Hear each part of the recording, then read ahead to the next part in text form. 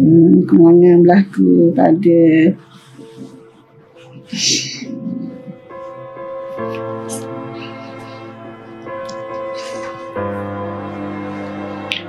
petang Jumaat.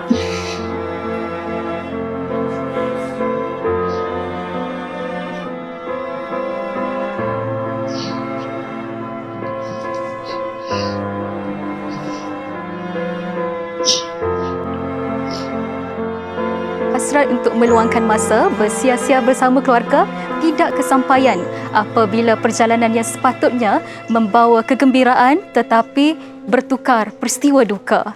Lebih memilukan apabila kejadian tersebut disaksikan sendiri oleh ibunya yang turut berada di tempat kejadian. Mustaqim telah terlibat dalam satu kemalangan jalan raya pada 5 Jun 2026 untuk bersiar-siar bersama keluarga di Taman Rekreasi Tasik Puteri. Ketika dalam perjalanan tersebut, Mustaqim yang sedang menunggang motosikal telah melanggar sebuah pacuan 4 roda yang tiba-tiba keluar dari simpang Pejabat Ladang Gajah Mati. Akibat kemalangan tersebut, beliau mengalami kecederaan pada kepala, patah paha kanan dan patah lengan kiri serta patah kedua-dua rahang atas dan bawah. Kemalangan ni berlaku depan mata. Mak dia dah depannya kata sekali ngabang tu.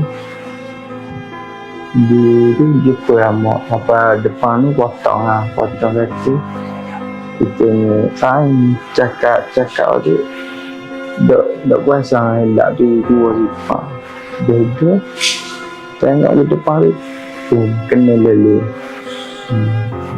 Tadi tu dah ada stress. Jadi yang sidang lah bila saya ambil buat di planet ni gerak-gerak lah dia pakai yang mula nak cuci luka lah luka sikit-sikit. Lepas tu baru bawa pergi hospital Dungeng. Di hospital Dungeng tu dia straight lah tangan dengan kaki ni jahit ni dia ya, Sembilan ke 4:30 sudah. Dia Sembilan apa aku 4:30 pagi. 4:30 pagi. Sudah. Namun duk laju. Lama. Masih dia sendiri tu lah. Kaki dia bau lah. 4 kali sakit kaki. Hari tu baru bawa di kita ke mama. Tadi kita ke mama tu Susi. Dia kau panggil masih dia sudah lagi.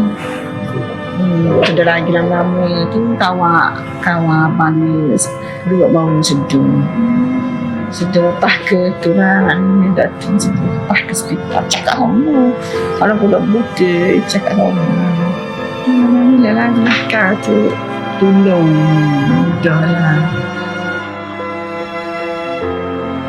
Hasil semakan mendapati bahawa Mustaqim merupakan seorang pekerja aktif sebagai pengawal keselamatan di Rumah Ehsan Jabatan Kebajikan Masyarakat di bawah syarikat JAK Protection Sendirian Berhad. Oleh itu, beliau layak menerima faedah perkiso di bawah faedah lindung 24 jam. Mustaqim telah menerima rawatan di Hospital Kemaman dan setakat ini telah menerima cuti sakit selama 33 hari dan akan meneruskan rawatan dan pemulihan sehingga mampu kembali bekerja atau tamat tempoh MC. Terima kasih semua bicara. Kami masih aktif sikit. Pulang yang sedikit bangsa. Terima kasih. Lindung 24 jam pada saya.